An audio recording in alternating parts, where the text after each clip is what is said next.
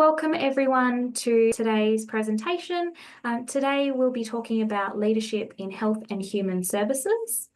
My name's Imogen and I will be hosting today's webinar, and I'm joined also by Kate. Hello. Just before we get started, I think it's important to take a moment to acknowledge the traditional owners of the land across all of the places in which you're joining us from today. Here at the University of Tasmania, that's often the Palawa Pakana people. Respecting Indigenous knowledge and perspectives is something that this university is really committed to, and something that you'll see throughout your time studying with us as well. So today we're going to cover a few topics. We're going to talk about why you would study the postgrad leadership in health and human services. We're going to have a look at the team that you would be working and studying under. We're going to go through your course options, what study will look like here if you do end up applying with us, what further study options are available to you. We're going to go through the partner scholarships, how to apply, and then at the very end of today's session, we do have a Q&A.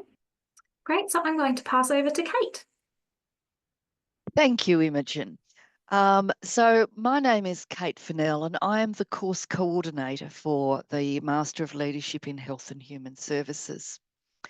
And I guess my interest in leadership development and education, and specifically within the health and human service sector, stems from my own professional and academic background. So I was a leader in the health sector and the human services, actually, before I came into academia. So I have real life experience, and I understand, where many of you are coming from. So, that's one of the things that's really important to us, that that the teaching staff here, that you're learning from practicing experts, people who have done the work before. Some are still doing it as well as working with us. So, the teaching team here has a combination of real world, authentic leadership experience and also obviously academic experience. So we bring that to the table, I guess. And part of the course is you can start to develop a professional network beyond perhaps your clinic. Obviously, if you've got a clinical background, your clinical network. So you can start to broaden out and build a professional network where you're linking up with many, many different people across the sector. And of course, as we're here today, and Imogen will speak later, the generous scholarships that are available. So we will cover that a little bit later.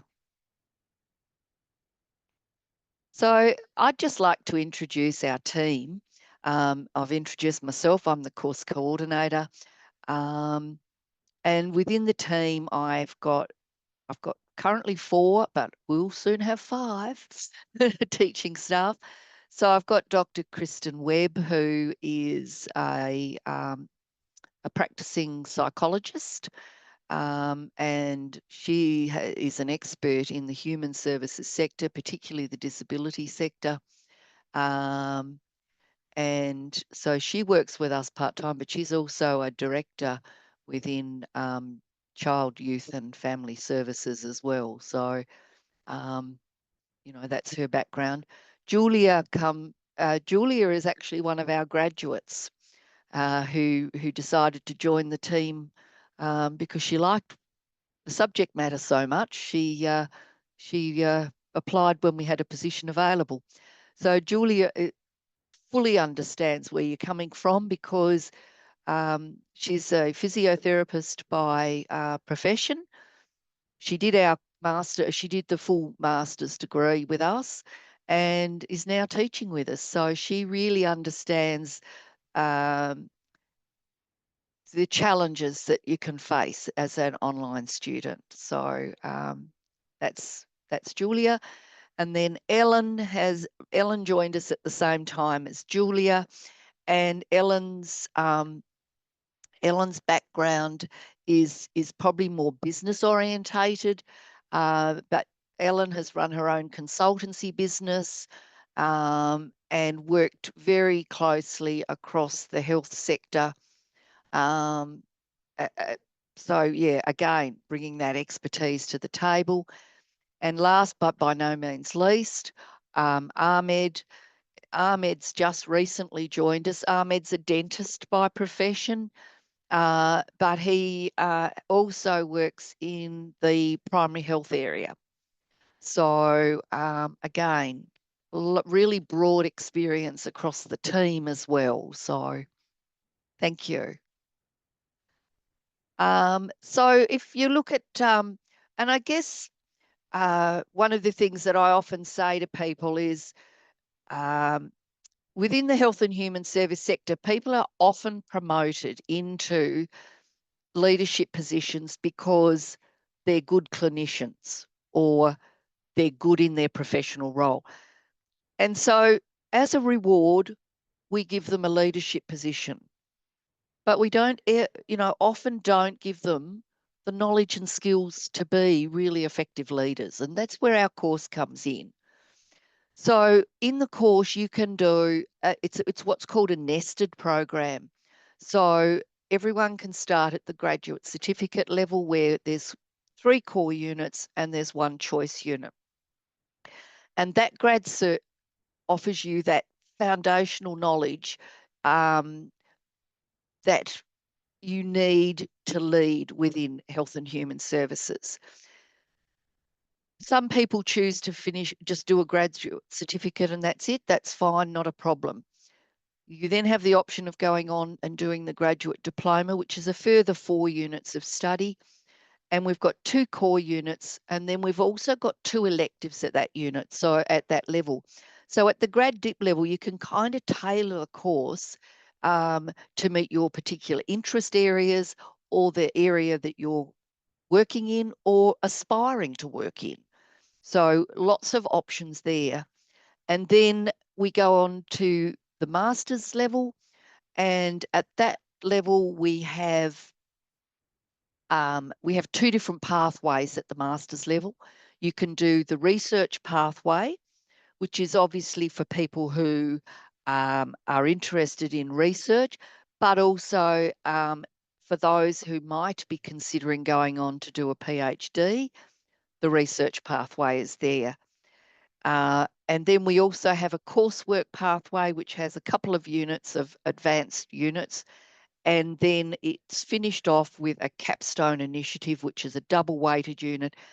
And that's really exciting because it gives people the opportunity to undertake an initiative whereby they can showcase the knowledge and skills that they've acquired during their course, and they're now putting it into practice in the workplace. So we've had some really exciting initiatives there from different places. So I had one that was a significant change management of a rehab service.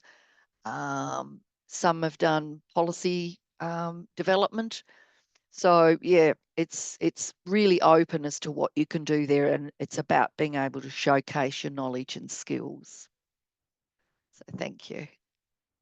So yeah, so the graduate certificate, just to go into a bit more detail, the graduate certificate is a minimum of 1 year, up to a maximum of 3 years. Now there's 4 units at this level, 3 core units. One's called Leadership in Health and Human Services. One's called Management in Health and Human Services. We've got Risk Management and Governance. And then the choice is you can choose to do Global Health Systems or Positive Psychology. These units were selected for the grad cert level, as I said, to provide that foundational knowledge.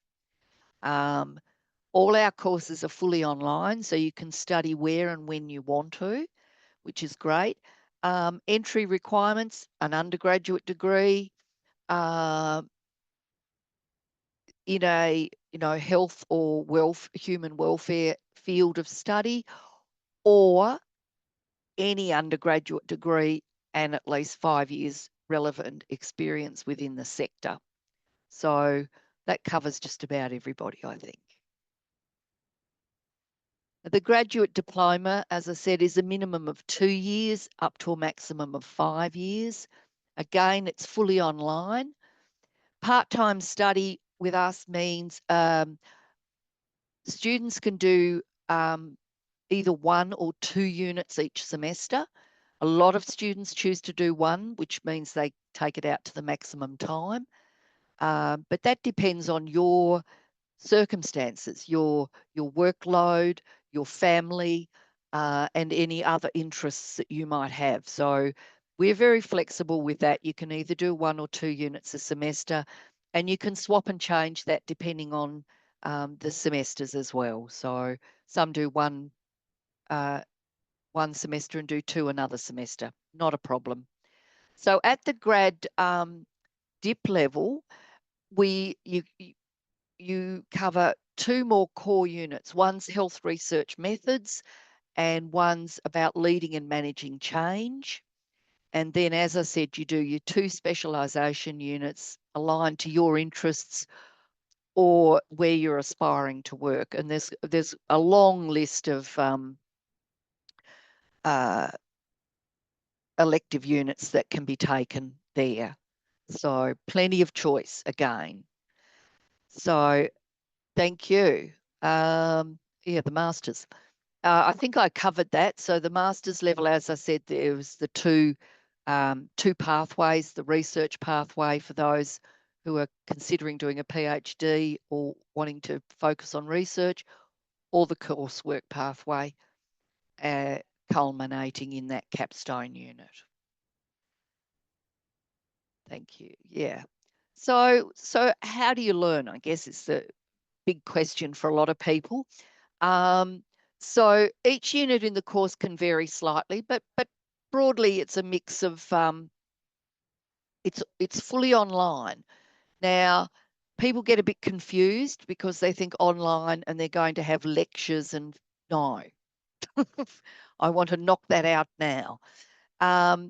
Online classes are a very small component of postgraduate study. Postgraduate study is very much self-directed. So we provide you with course content on the teaching site with a curated reading list. And what we get students to do is to go through the content matched to those curated readings, and that provides you with the basis on which to understand the theoretical components. And then we look to using discussion boards where you can work with your peers to apply what you've learned into practice. So we can start talking about real life scenarios and things like that. And then to complement that, and the online content, some of it's written, some of it's videos, but we've also introduced webinars into each of our courses now. So there might be 3, maybe 4 webinars a semester, sorry, per unit per semester. And they've been really well received by the students. And we've also introduced some master classes with industry experts as well. So I think we offer a fair amount of variety there. But we should say that for each unit of study, you should allow at least 10 hours a week. So that's where you have to decide whether you can do 10 hours of study or 20 hours of study and work and have your family life and whatever. So again, your choice. Assessments are different, but our primary focus with our assessment tasks is applying the theoretical knowledge in a way that replicates what you would be doing in the workplace. So you might be asked to write a report, you might be asked to do a presentation, you might do a work integrated project. So lots of different assessments there as well. Thank you. Now I think it's over to you, Imogen, to talk about these fabulous scholarships that we offer. Thanks, Kate. Yeah, so if you're already working in the industry, the chances are that you'll be covered by what's called a Health Partner HEX scholarship. And the way that this works is that it's a discount on your fees, and depending on who you currently work for will depend on your discount and if you're eligible. So the best thing that I can recommend, and if you're sitting at home at the moment and you have your phone with you or you have a pen and paper, just jot down that website on the second dot point down. When you go here, you're actually able to look at a document called Find Your Pricing, which will list all of the workplaces that we offer partner discounts through, and it will give you your percentage. In most cases, the percentage of discount that we offer for this course is 60%. And so you'll just cover the remaining amount. And this discount is offered off your Commonwealth supported place fee as well. So it's really excellent. And of course, you can put these remaining fees onto your HEX and defer them, so you don't have to pay them up front. So I do recommend jumping on and having a look. If you are interested in the course and you end up applying, and we'll talk about that next, what we recommend you doing is popping a letter of recommendation from your workplace or grabbing a previous payslip and actually attaching that to your application. But before I go through how to apply, I just wanted to go through what the pricing point was for these courses. So you can see each dot point there goes through the grad certificate, and then the grad diploma, and finally the master's. So this pricing is before we discount the 60% HEX scholarship. So just keep that in mind. So it would be $4,656 for the graduate certificate minus 60%. So to ensure that you can get this scholarship, we do assess you automatically. So the first thing to do is to jump onto our application portal and start an application. Once you add the course, and you pop in your most recent study, which would be your undergraduate degree, or perhaps you've done a master's since then. Then proceed through, pop in your personal details and click submit. You'll then be given an opportunity to attach documents. And that's where we advise that you attach that letter from your workplace or your recent payslip. We'll be able to see where you work and we'll automatically pop that discount on your fees when you enroll. So it's really excellent. You'll receive an offer. The offer will hold the discount in there as well. So that will confirm that with you. And then as you enroll in your units, you can come and speak to one of us if you feel like you're a bit overwhelmed and you're not sure how many units to enroll into. And Kate has already mentioned that the course is part-time. So part-time study is 1 or 2 units a semester. So we can help you to choose those or to structure your pathway. Could I just add something there, Imogen? Yes, please, Kate. If you wouldn't mind. Once the students are enrolled, they will receive a personalised email from myself as the course coordinator. And in that email, I actually provide them with guidance on which units to enrol in which order to maximise Oh, that's their learning. perfect. So you're a bit hard to hear, Kate, but I'll just reiterate Sorry. that Kate has said that she's going to provide once you go to enroll, Kate will be providing you with a personalised letter that will give you a study plan that will guide you through on the units in which to enroll into, which will be great because then you have a touch point with Kate anyway if you have any extra questions to ask. Of course, you have lots of support here at the university, so we're always here to help with each of these steps. We know that they can be quite confusing, but in terms of that HEX partner scholarship, we automatically apply that for you. Unfortunately, this is one of the courses that is not available for international students to undertake. Course delivery, flexibility around work hours. Well, I think we've covered that, and I can tell you, I can often tell when people are on night shift because I get I see things on Milo, which is our learning platform, done at 2 o'clock in the morning and 3 o'clock in the morning. So I can often tell if someone's on night shift. So that's not a problem there. I think too, Kate, that if students are have busy lives, what it's really about is just breaking down the unit into smaller pieces and scheduling those pieces throughout the week when you have 20 minutes or half an hour even. If you're going for a nightly walk, you can quickly plug in to Milo and listen to a lecture or some content. Think about your schedule and your work-life balance and don't feel like you have to do everything in one day. Because Kate mentioned it's self-directed, that's exactly what it means. Work your way through the content slowly as to what fits your schedule, and everyone will be different. But sometimes those small pockets of time can be gold. I couldn't agree more, Imogen, because yeah, you can, and within our units, a lot of the content now is broken up into what I call bite-sized pieces of information. So, you can easily look at just one topic in a 15 to 20 minute time slot. Yeah. You can download the readings and have them available at whatever time you want to read them. I personally have done 2 degrees through distance, so I do understand what it's like. My big hint to everybody is be organised. Mm. We provide you with a study schedule, which tells you exactly when all the assignments are due, and you get that from day one of the.